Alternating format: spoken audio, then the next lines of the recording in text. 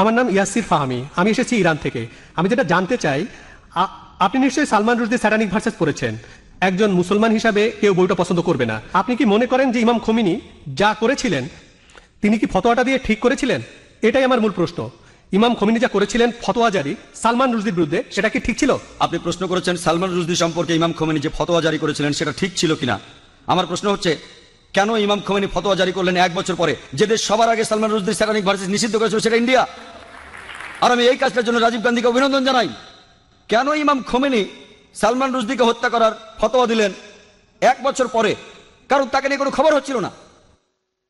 সবই রাজনীতির খেলা। আপনি যদি ফতোয়া দিতে চান আপনি সেটা দেবেন। বইটি পৃথিবীর বিভিন্ন দেশে সমালোচিত হয়েছে, অনেক দেশ নিষিদ্ধ করেছে, আর তিনি ফতোয়া দিলেন তাকে হত্যা করতে হবে। ঠিক না ঠিক সেটা পরের কথা। এটাই হচ্ছে রাজনীতির খেলা, রাজনৈতিক সুবিধা, এইসবই রাজনীতির খেলা। কিন্তু রাজীব গান্ধী যা করেছিলেন হয়তো তিনি এটা জানতেন না। আমি আগেও এই স্যাটানিক ভার্সেস নিয়ে কথা বলেছি, যদিও বইটা ইন্ডিয়াতে নিষিদ্ধ, আমি বইটা পড়েছি। হয়তো জানেন সালমান রুশদি বলে যে সে মুসলমান ছিল, সে কাউকেই বাদ দেয়নি।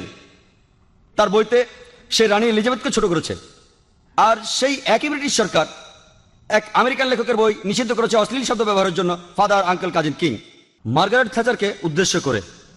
আর এই সালমান রুশদি শব্দটাকে আরো ভয়াবহ করলো আইএনজি যোগ করে। তারপরেও বইটা খুব জনপ্রিয়। তাহলে একজন আমেরিকান লেখক, তার বইটা নিষিদ্ধ হলো 4টা অক্ষর থ্যাচারকে বলার জন্য, আর এই লোক সালমান রুশদি সেটাকে ভয়াবহ করলো আইএনজি দিয়ে, সেই একই মার্গারেট থ্যাচারকে উদ্দেশ্য করে। কিন্তু সে পেল পুরস্কার কেন? কারণ সে ইসলামের নিন্দা করেছে, এতে তারা খুব খুশি। আর আপনি কি জানেন সে বাদ দেয়নি রাম সীতাকেও? এদেরকে শ্রদ্ধা করে বেশিরভাগ ইন্ডিয়ান, তাদেরকেও ছোট করেছে। আমি শব্দটা বলতে চাই না, সে তাদেরকেও ছোট করেছে, তাদেরকেও ছাড়েনি। আর অনেক লোকই সেটা সমর্থন করে। তাই রাজীব গান্ধী সম্ভবত জানতেন না, কিন্তু পরে তিনি বইটা পড়ে বুঝতে পেরেছেন যে কাউকেই সেখানে বাদ দেওয়া হয়নি। তাহলে কেউ যদি সবসময় নিন্দা করে, পবিত্র কোরআনে সূরা মায়দার 33 নম্বর আয়াতে উল্লেখ আছে যে যদি কোনো ব্যক্তি আল্লাহর বিরুদ্ধে যুদ্ধ করে, আর তার নবীর বিরুদ্ধে, অনেকগুলো পদ্ধতি আছে। একটা হচ্ছে তাকে মৃত্যুদণ্ড দিন, ক্রুশবিদ্ধ করুন, বিপরীত দিক থেকে হাত পা কেটে ফেলুন, অথবা দেশ থেকে বহিষ্কার করে দিন। আর এই আইন শুধু কোরআনে নয়, এটা বাইবেলেও আছে। যদি আপনি বুক অফ লেভিটিকাস পড়েন সেখানে আছে যদি কেউ ধর্মের বিরুদ্ধাচরণ করে তাকে পাথর নিক্ষেপ করে হত্যা করো। এমনকি একজন পথিকও তাকে পাথর নিক্ষেপ করতে পারে যে ধর্মের বিরোধিতা করে। তাহলে এই আইন সব ধর্মগ্রন্থে আছে, শুধুমাত্র ইসলামে নয়, বেশিরভাগ ধর্মগ্রন্থেই এ কথা আছে। হতে পারে খ্রিস্টান ধর্ম, হতে পারে ইসলাম ধর্ম, হতে পারে ইহুদি ধর্ম। স্রষ্টার বিরোধিতা যদি নিশ্চিতভাবে ঈশ্বরের বিরোধিতা করা হয়, অন্য কোনো দেশে সীমা নাই। আমরা এখান থেকে ফতোয়া দিতে পারি না যে তাকে হত্যা করা হবে ইত্যাদি। যদি সেই দেশে ইসলামের আইন থাকে, কেউ স্রষ্টার বিরোধিতা করলে তার জন্য নির্দিষ্ট আইন এবং কিছু নিয়ম কানুন আছে। কিন্তু রাজনীতিবিদরা যা করেন, মুসলমান রাজনীতিবিদ হোক অথবা অমুসলমান রাজনীতিবিদ হোক, আমি দুঃখিত, আমি কোনো রাজনীতিবিদকে ছোট করতে চাচ্ছি না, সবাই না হলেও আমি বলবো বেশিরভাগ, আপনি দেখবেন তারা নিজেদের সুবিধার জন্য আপোষ করছে। আর ঠিক এই কারণেই বলা হয়ে থাকে যে ধর্ম আর রাজনীতি দুটো আলাদা জিনিস, কিন্তু তারা ধর্মকে ব্যবহার করে হাতিয়ার হিসেবে খ্যাতি অর্জনের জন্য। মানুষ এই কাজটাই করে। আমাদের বোঝা উচিত যে ফতোয়া দিয়েছিলেন খোমেনি, আমার মতে এটা রাজনৈতিক ফায়দা লুটারি কৌশল। কিন্তু বইটা নিষিদ্ধ করেছিলেন রাজীব গান্ধী, সেটা ঠিক ছিল। তিনি নিষিদ্ধ করেছিলেন প্রথম, আর এখন এই নিষেধাজ্ঞা তুলে নেওয়া হচ্ছে। আমি জানি না এই নিষেধাজ্ঞা আছে না তুলে নিয়েছে। এই নিষেধাজ্ঞা তুলে নেওয়ার জন্য দাবি এসেছিল। তবে কেউ যদি স্রষ্টার বিরোধিতা করে, ইসলাম বলে, খ্রিস্টান ধর্ম বলে, খ্রিস্টান ধর্মে তাকে পাথর মেরে হত্যা করতে হবে। ইসলাম ধর্মে 4টা পথ আছে, হত্যা থেকে বহিষ্কার পর্যন্ত। খ্রিস্টান ধর্মে একটাই পথ, শুধুমাত্র পাথর মেরে হত্যা করা। ইসলামে 4টা পথ আছে, বেছে নিতে পারেন। খ্রিস্টান ধর্মে শুধুই পাথর মেরে হত্যা করা। আশা করি আপনি উত্তরটা পেয়েছেন। আমি নেদারল্যান্ডস থেকে এসেছি। এখন আন্তর্জাতিক আইন ও মানবাধিকার নিয়ে কাজ করি। আমার 2টা প্রশ্ন আছে। প্রথম প্রশ্ন হলো, যে কেউ মুসলিম ও ক্যাথলিক পরিবারে বড় হয়েছে এবং নিজের ধর্মীয় পরিচয় নিয়ে বিভ্রান্ত, তাকে আপনি কি পরামর্শ দেবেন? বোন, দয়া করে আপনার নামটা আবার বলবেন, আমি স্পষ্ট শুনতে পাইনি। আমার নাম সুরাইয়া। সুরাইয়া? হ্যাঁ। তাহলে আপনি মুসলিম? আমার বাবার দিক থেকে হ্যাঁ। বোনটি খুব ভালো প্রশ্ন করেছেন। তিনি নেদারল্যান্ডস থেকে এসেছেন এবং বর্তমানে আন্তর্জাতিক আইন ও মানবাধিকার নিয়ে কাজ করছেন। তার 2টি প্রশ্ন ছিল। প্রথম প্রশ্নটি হলো, যদি কেউ মুসলিম ও ক্যাথলিক পরিবারে বড় হয় এবং নিজের ধর্মীয় পরিচয় নিয়ে বিভ্রান্ত থাকে, তাকে আমি কি পরামর্শ দিতে পারি? তাহলে আপনার বাবা মুসলিম ছিলেন? হ্যাঁ। আর আপনার মা খ্রিস্টান ছিলেন? হ্যাঁ, ক্যাথলিক। ক্যাথলিক। তাহলে আপনি আপনার ধর্মীয় পরিচয় নিয়ে কিছুটা বিভ্রান্ত, তাই না? আপনি জানতে চান কি করবেন? হ্যাঁ। আমি আপনাকে বলবো, আপনি ইসলাম আর খ্রিস্টান ধর্ম, দুটো ধর্মের মধ্যে তুলনামূলকভাবে পড়াশোনা করেন। যখন আপনি দুটো ধর্ম ভালোভাবে জানবেন, তখনই দেখবেন কোনটা সত্য, কোনটা বেশি যৌক্তিক। তারপর সেই ধর্মটি গ্রহণ করেন যেটা আপনার কাছে বেশি সঠিক মনে হবে। ঠিক আছে। আপনি এমন একটা অবস্থানে আছেন যেখানে আপনার বাবা একজন মুসলিম এবং আপনার মা একজন ক্যাথলিক। হ্যাঁ। আপনার বাবা কি নামাজ রোজা করতেন, মানে প্র্যাকটিসিং মুসলিম ছিলেন? হ্যাঁ ছিলেন। তিনি মারা গেছেন? না না, এখন বেঁচে আছেন। তাহলে তিনি আগে প্র্যাকটিস করতেন, এখন আর তেমন করেন না। ঠিক তাই। আর আপনার মা এখনো প্র্যাকটিসিং ক্যাথলিক? হ্যাঁ। মাশাআল্লাহ, তাহলে বুঝতে পারছি যে আপনি হয়তো আপনার মায়ের কাছ থেকে খ্রিস্টান ধর্ম বেশি শিখেছেন, তাই না? না, উল্টোটা। আমি জীবনের বেশিরভাগ সময় বাবার সঙ্গে ছিলাম। তিনি আমাকে ইসলাম সম্পর্কে অনেক কিছু শিখিয়েছেন। মাশাআল্লাহ, খুব ভালো। তাহলে আপনি ইসলামও জানেন, খ্রিস্টান ধর্মও কিছুটা জানেন। আপনি কি কখনো দুই ধর্মের মধ্যে তুলনা করেছেন? হ্যাঁ, করেছি। তাহলে কোনটা আপনার কাছে বেশি ভালো লেগেছে? আমার বাবারটা। মাশাআল্লাহ, আপনার বাবার ধর্ম আপনার ভালো লেগেছে। বোন, একটা বিষয় খুব স্পষ্ট, যদি আপনি মুসলিম হন তাহলে আপনাকে যীশুখ্রিস্ট আলাইহিসসালাম সম্পর্কে একটুও খারাপ কথা বলতে হবে না। আগেও বলেছি, ইসলামই একমাত্র অখ্রিস্টান ধর্ম যা যীশুখ্রিস্টে বিশ্বাস করাকে বিশ্বাসের একটি মৌলিক স্তম্ভ বলে গণ্য করে।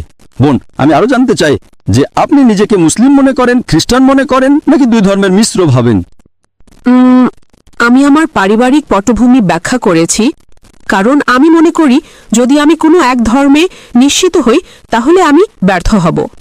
ওহ, আপনি মনে করেন যদি কোনো এক ধর্মে নিশ্চিত হন তাহলে আপনি ব্যর্থ হবেন? ঠিক তাই।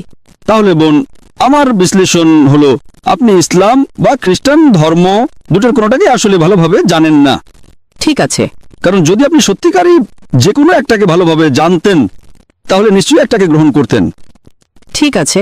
এটা শুধু আমার বিশ্লেষণ, আমি ভুল হলেও পারি, আর আমি আপনার অনুভূতিতে আঘাত দিতে চাই না। না না, ঠিক আছে। তবে আমার মতে যদি আপনি সত্যিকারের দুটির যে কোনো একটাকে ভালোভাবে জানতেন তাহলে সেটাতে নিশ্চিত থাকতেন। এখন আসুন আমি বিষয়টা ব্যাখ্যা করি। ইসলামই একমাত্র অখ্রিস্টান ধর্ম যেখানে যীশুখ্রিস্টে বিশ্বাস রাখা ঈমানের একটি অংশ। এখন যদি আপনি খ্রিস্টান হন আর চার্চের শিক্ষা অনুযায়ী চলেন তাহলে আপনাকে নবী মুহাম্মদ সাল্লাল্লাহু আলাইহি ওয়াসাল্লামে বিশ্বাস করতে হবে না, তাই তো?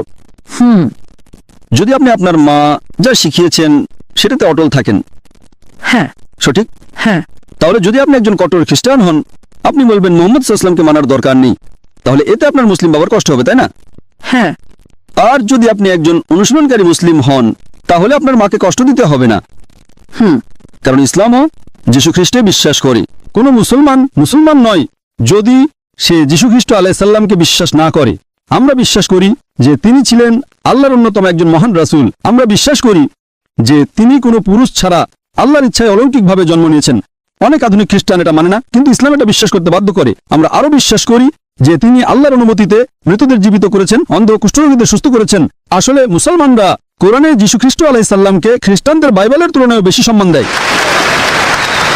আপনার মা কি যীশুখ্রিস্ট আলাইহিস সালামের নাম নেওয়ার পরে বলেন আলাইহিস সালাম? না। আমি বলি ঠিক না? ঠিক। এবং আপনার বাবাও হয়তো বলতেন, তাই না? হ্যাঁ। তাহলে বলুন, কে যীশুখ্রিস্ট আলাইহিস সালামকে বেশি সম্মান করে? ইসলাম। ঠিক বলেছেন। তাই সিদ্ধান্তটা খুব সহজ। যদি আপনি মুসলিম হন তাহলে আপনি কি যীশুখ্রিস্ট আলাইহিস সালামের উপর বিশ্বাস রাখতে হবে। আপনি কি জানেন অনেক খ্রিস্টান আছেন যারা যীশুখ্রিস্ট আলাইহিস সালামে বিশ্বাসই করেন না? হ্যাঁ। তারা যীশুখ্রিস্ট আলাইহিস সালামকে সম্মান করে না। কিন্তু আপনি একজন মুসলমানও খুঁজে পাবেন না যে বলবে আমি যীশুখ্রিস্ট আলাইহিস সালামকে সম্মান করি না। যদি কেউ এমন বলেন তাহলে সে মুসলমানই থাকবে না। আপনি কি এটা জানেন? হ্যাঁ। ঠিক তাই, মুসলিম যীশুখ্রিস্ট আলাইহিস সালামকে অসম্মান করতে পারে না। তার নাম নেওয়ার পর আমাদের বলতে হয় আলাইহিস সালাম। সাধারণ কেউ ভুলে না বললে হয়তো ক্ষমা পেতে পারেন, কিন্তু আমি একজন জ্ঞানের ছাত্র হিসেবে আমাকে অবশ্যই তাকে সম্মান করতে হবে। হ্যাঁ। তাহলে দেখুন, ইসলামকে সঠিকভাবে বুঝলে দেখা যায় যে ইসলাম খ্রিস্টান ধর্মের অনেক মূল শিক্ষা ধারণ করে। বেশিরভাগ খ্রিস্টান বিশ্বাস করে যে যীশুখ্রিস্ট আলাইহিস সালাম নিজেকে ঈশ্বর বলেছেন অথবা তিনি ঈশ্বরের পুত্র, কিন্তু মুসলমানরা এতে একমত না। এবং তুলনামূলক ধর্মতত্ত্বের ছাত্র হিসেবে আমি যে কোনো খ্রিস্টানকে চ্যালেঞ্জ করছি, বাইবেলের কোনো জায়গা থেকে আমাকে একটা স্পষ্ট উক্তি দেখান যেখানে যীশুখ্রিস্ট আলাইহিস সালাম নিজেই বলেছেন যে আমি ঈশ্বর, অথবা বলেছেন আমার পূজা করো। যদি কোনো খ্রিস্টান বাইবেল থেকে এমন একটা স্পষ্ট এবং সুস্পষ্ট বাক্য দেখাতে পারেন তাহলে আমি ডাক্তার জাকির নায়েক এখনই খ্রিস্টান ধর্ম গ্রহণ করতে প্রস্তুত। আপনি যদি বাইবেল পড়েন, যীশুখ্রিস্ট নিজেই বলেছেন যে আমার পিতা আমার চেয়ে মহান। In Gospel of John chapter number 14 verse number 20. আবার তিনি বলেন Gospel of John chapter 10 verse number 29. আমার পিতা সবার চেয়ে শ্রেষ্ঠ। It's mentioned in the Gospel of Matthew chapter number 12 verse number 28. যীশুখ্রিস্ট বলেন আমি ঈশ্বরের আত্মা দিয়ে শয়তান তাড়াই। In the Gospel of Luke chapter number 11 verse number 20, Jesus Christ peace be upon him says. আমি ঈশ্বরের আঙুল দিয়ে শয়তান তাড়াই। It's mentioned in the Gospel of John chapter number 5 verse number 30. যীশুখ্রিস্ট স্পষ্ট বলেন আমি নিজে থেকে কিছু করতে পারি না, যেমন শুনি তেমনি বিচার করি। আমার বিচার ন্যায়, কারণ আমি নিজের ইচ্ছা নয় বরং যিনি আমাকে পাঠিয়েছেন তার ইচ্ছা অনুসরণ করি। যদি কেউ বলে আমি নিজের ইচ্ছা নয় বরং সর্বশক্তিমান ঈশ্বরের ইচ্ছা অনুসরণ করি তাহলে সে একজন মুসলিম। অতএব যীশুখ্রিস্ট নিজেই বাইবেলে বলেছেন যোহন 5:30 অনুযায়ী যে তিনি এক অর্থে মুসলিম, অর্থাৎ আল্লাহর ইচ্ছার প্রতি আত্মসমর্পণকারী। It's mentioned in the Gospel of Matthew, chapter number 5, verse number 17-20. Jesus Christ, peace be upon him, said, তিনি বলেন, মনে করো না যে আমি আইন বা নবীদের ধ্বংস করতে এসেছি। আমি ধ্বংস করতে আসিনি, বরং পূর্ণ করতে এসেছি। যে কেউ আদেশ ভঙ্গ করবে আর মানুষকে তা শেখাবে, তাকে স্বর্গে ক্ষুদ্রতম বলা হবে, আর যে আদেশ মানবে আর মানুষকে মানাতে শেখাবে, স্বর্গে মহান বলা হবে। তিনি আরো বলেন, যদি তোমাদের ধার্মিকতা পণ্ডিত ও ধর্মপ্রাণ লোকের চেয়ে বেশি না হয়, তবে তোমরা স্বর্গে প্রবেশ করতে পারবে না। এই কথাগুলো বাইবেলের কিং জেমস ভার্সনে লালুক্ষরে লেখা, অর্থাৎ যীশুখ্রিস্টের নিজ মুখের কথা। it's mentioned in the Gospel of John, chapter number 14, verse 24.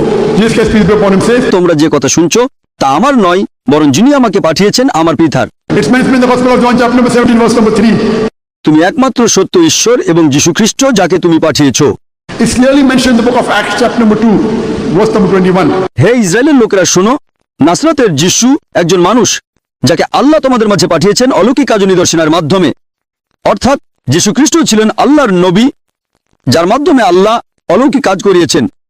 তাই যদি আপনি ইসলাম গ্রহণ করেন, আপনাকে যীশুখ্রিস্টকে ভালোবাসতে হবে এবং শ্রদ্ধা করতে হবে। ঠিক আছে। এখন যদি যে যীশুখ্রিস্টের শিক্ষা মেনে চলে, তাহলে আমি বলবো একজন সত্যিকারের মুসলিম একজন খ্রিস্টানের চেয়ে অনেক বেশি খ্রিস্টান। কারণ বাইবেলে বলা হয়েছে In the book of Proverbs, chapter number 20, verse number 1. যে অ্যালকোহল একজন উপহাস করে। In the book of Ephesians, chapter 15, verse number 8. কিন্তু বলা হয়েছে মদ পান করো না। বেশিরভাগ মুসলিম মদ পান করেন না, কিন্তু খ্রিস্টানদের মধ্যে অনেকেই এটা করেন। বাইবেলে উল্লেখ করা হয়েছে যে যীশুখ্রিস্টের অষ্টম দিনে খতনা করা হয়েছিল, কিন্তু খ্রিস্টানদের মধ্যে কেউ সেটা পালন করেন না। অন্যদিকে মুসলিমরা সবাই এটা পালন করেন। It's mentioned in the book of Leviticus, chapter number 11, verse number 7. In the book of Deuteronomy, chapter number 14, verse number 8. In the book of Isaiah, chapter number 16, verse number 2. যে শূকরের মাংস খেও না, কিন্তু বেশিরভাগ খ্রিস্টানই শূকরের মাংস খান, আর মুসলিমরা তা একেবারেই খান না। তাহলে বলুন, যীশুখ্রিস্টের শিক্ষা কে বেশি অনুসরণ করছে, মুসলিমরা না খ্রিস্টানরা? তাই যদি আপনি ইসলামের শিক্ষা অনুসরণ করেন, তাহলে বাস্তবে আপনি যীশুখ্রিস্টের সত্যিকারের অনুসারী হচ্ছেন। আর হয়তো আপনার মা প্রথমে অসন্তুষ্ট হতে পারেন, কারণ তিনি জানেন না। তখন আপনি বলতে পারেন, মা, আমি একজন ডাক্তার জাকির নায়েকের লেকচারে গেছিলাম, তিনি বললেন, মা, আপনি কি অ্যালকোহল পান করেন? বাইবেল বলে করো না। আপনি কি শূকরের মাংস খান? বাইবেল বলে খেও না। You know, it's mentioned in the book of Deuteronomy, chapter number 22, verse number 5. যে নারী যেন পুরুষের পোশাক না পরে, পুরুষে যেন নারীর পোশাক না পরে। It's mentioned in the first Timothy, chapter number 2, verse number 9. নারীদের উচিত শালীন পোশাকে সংযুক্তভাবে নিজেদের সাজানো, সোনা গয়না বা বিলাসী পোশাকে নয়। আপনি কি মাদার মেরির ছবি দেখেছেন? হ্যাঁ। তার মাথা ঢাকা ছিল কিনা? হ্যাঁ। তো মাদার মেরি কি মুসলিমদের মতো নাকি আপনার মা মুসলিমদের মতো? মেরি। আপনি জানেন কোরআনে মারিয়াম নামে একটি সম্পূর্ণ অধ্যায় আছে, এবং কোরআন মরিয়ামকে উল্লেখ করে। It's mentioned in Surah Imran, chapter 3, verse number 42. وَإِذْ قَالَ الْمَلَائِكَةُ يَا مَرْيَمُ إِنَّ اللَّهَ اصْطَفَاكِ وَطَهَّرَكِ وَاصْطَفَاكِ نِسَاءَ الْعَالَمِينَ. কোরআন মা মেরিকে সকল জাতির নারীদের ওপরে বলে অভিহিত করে। তো কে মা মেরিকে বেশি সম্মান করছে, বাইবেল নাকি কোরআন? কোরআন। তো আপনি কাকে অনুসরণ করবেন, বাইবেল নাকি কোরআন? কোরআন। তো আপনি কেন কোরআন অনুসরণ করছেন না? জি। আমি আপনাকে বলছি, অন্তত সেই আয়াতগুলো অনুসরণ করুন যা আপনি দেখেন। আমি আপনাকে একটা সমাধান দেব বোন, ঠিক আছে? সমাধান, খুব ভালো সমাধান, যা কেউ আপত্তি করতে পারবে না। আপনার বাবা মায়ের কাছে যান এবং বলুন যে ঠিক আছে, আমি সেটা অনুসরণ করব যা সাধারণ। যা ভিন্ন হয় সেটা আমরা কালকে আলোচনা করব, ঠিক? হ্যাঁ হ্যাঁ। আমরা যা সাধারণ তা অনুসরণ করি। বাইবেল বলে শূকরের মাংস খেও না, কোরআন বলে শূকরের মাংস খেও না। আমরা শূকরের মাংস খাই না। বাইবেল বলে অ্যালকোহল পান করো না, কোরআন বলে অ্যালকোহল পান করো না। আমরা অ্যালকোহল পান করি না, ঠিক? সঠিক। তো অন্তত আসুন, বাইবেল বলে মাথা ঢাকতে, কোরআন বলে মাথা ঢাকতে। Bible says in the 1 Corinthians, chapter number 11, verse 5 to 6. যে নারী মাথা না ঢেকে প্রার্থনা করে, সে তার মাথাকে অসম্মান করে, তার মাথা মুড়িয়ে ফেলা উচিত। কোরআনে এমন কোনো আয়াত নেই। তো বাইবেল কোরআনের চেয়ে বেশি কঠোর, যা আপনাকে আপনার মাথা ঢাকতে হবে। এমনকি কোরআনেও বলে মাথা ঢাকতে। সূরা নূর অধ্যায় 24 শ্লোক 31-এ মুমিন নারীদের বলে তাদের দৃষ্টি অবনত রাখতে এবং তাদের শালীনতা রক্ষা করতে এবং তাদের মাথা ও বক্ষকে আবৃত করতে। তো বোন, আপনি কেন অন্তত দুটি অনুসরণ করছেন না? আপনার পালনের কোনো সুযোগ নেই এখন, ঠিক? সঠিক। আপনাকে হিজাব করতে হবে। কখন থেকে? সময় হলে। আরে বাইবেল বলছে, কোরআন বলছে, আপনি বলছেন সময় হলে, নাকি আজ? হয়তো আপনাকে এটা কিনতে হবে। আপনি কিভাবে বলছেন সময় হলে? আমি আপনাকে রেফারেন্স দিচ্ছি। আজ থেকে আপনাকে আপনার মাথা রাখতে হবে। আপনাকে অ্যালকোহল পান করতে হবে না, আপনাকে শূকরের মাংস খেতে হবে না, আপনাকে নামাজ পড়তে হবে। আমি লেকচারে বলেছিলাম, ঠিক? আমি লেকচারে বলেছিলাম যে সিজদার ক্ষেত্রে It's mentioned in the Gospel of in the book of Genesis, chapter number 17, verse number 3. যে আব্রাহাম তার মুখের উপর উপুড় হয়ে ঈশ্বরের কাছে প্রার্থনা করলেন। It's mentioned in the book of Numbers, chapter number 20, verse number 6. যে মুশি এবং হারুন তারা মুখের উপর হয়ে গেল ঈশ্বরকে উপাসনা করতে। It's mentioned in the book of Joshua, chapter number 15, verse number 4. যেহোশুয়া তার মুখের উপর হয়ে ঈশ্বরকে উপাসনা করলেন। It's mentioned in the Gospel of Matthew, chapter number 26, verse 39. যে যীশু খ্রিস্ট তার উপর শান্তি বর্ষিত হোক গেতসেমানির বাগানে 2-3 কদম এগিয়ে গেলেন, মুখের উপর হলেন, উপাসনা করলেন। তো যীশু খ্রিস্ট যখন সিজদায় আছেন, বাইবেলে উল্লেখ আছে এমনকি নামাজের জন্য আপনাকে সিজদা করতে হবে, ঠিক না ভুল? সঠিক। কিন্তু খ্রিস্টানরা সাধারণত সিজদা করে না। তো আপনাকে অন্তত বাইবেল এবং কোরআনে যা সাধারণ তা অনুসরণ করতে হবে, যা ভিন্ন তা আমরা কালকে আলোচনা করতে পারি। আপনাকে আপনার বাবা মা দুজনকেই সন্তুষ্ট করতে হবে প্রথমে, এবং তারপর আপনি আল্লাহকে সন্তুষ্ট করেন। প্রথমটা হলো আল্লাহকে সন্তুষ্ট করা, কিন্তু আমার সমাধান হলো অন্তত যা সাধারণ তা প্রথমে অনুসরণ করেন, যা ভিন্ন তা আমরা কালকে আলোচনা করতে পারি। যদি আপনার মা বলেন যে না না না এটা চার্চের শিক্ষা নয়, আপনাকে বাইবেল অনুসরণ করতে হবে, চার্চকে নয়। ঠিক? সঠিক। বাইবেল খ্রিস্টান ধর্ম অনুযায়ী ঈশ্বরের বাণী, চার্চের কথা নয়। সুতরাং আগে মিলের জায়গাগুলো মেনে চলি, পার্থক্যগুলো নিয়ে পরে কথা বলতে পারি। তো সাধারণ বিষয় হলো আপনাকে যীশুখ্রিস্টকে বিশ্বাস করতে হবে যে যীশুখ্রিস্ট তিনি নিজেকে কখনো ঈশ্বর বলেননি। আপনাকে বিশ্বাস করতে হবে না যে তিনি ঈশ্বর। তারপর আপনাকে জানতে হবে যীশুখ্রিস্ট তার উপর শান্তি বর্ষিত হোক। In the Gospel of John, chapter number 16, verse number 11 to 14. আমার তোমাদের বলার অনেক কিছু আছে, কিন্তু এখন তোমরা তা সহ্য করতে পারবে না। যখন সত্যের আত্মা আসবে তখন সে তোমাদের সব সত্যের পথে পরিচালিত করবে। তিনি হযরত মুহাম্মদ সাল্লাল্লাহু আলাইহি ওয়াসাল্লামের কথা বলছেন। যদি আপনার পড়শি সময় থাকে আমি মালাঙ্গে একটা বক্তৃতা দেব হযরত মুহাম্মদ সাল্লাল্লাহু আলাইহি ওয়াসাল্লাম এবং বিভিন্ন ধর্মগ্রন্থে। তো যদি আপনি এটা অনুসরণ করেন, আপনাকে হযরত মুহাম্মদ সাল্লাল্লাহু আলাইহি ওয়াসাল্লামকে বিশ্বাস করতে হবে। আপনার কোনো পছন্দ নেই। তবে আশা করি ইনশাআল্লাহ বোন, খুব শীঘ্রই আপনি একজন প্র্যাকটিসিং মুসলিম হবেন এবং একজন প্র্যাকটিসিং খ্রিস্টান হবেন। কারণ যদি আপনি প্র্যাকটিসিং মুসলিম হন, তাহলে যদি আপনি কোরআন এবং নবীর শিক্ষা অনুসরণ করেন, তাহলে খ্রিস্টানদের চেয়ে ভালো প্র্যাকটিসিং মুসলিম হবেন। আশা করি প্রশ্নের উত্তরটা পেয়েছেন বোন। ঠিক আছে, আপনাকে অনেক ধন্যবাদ।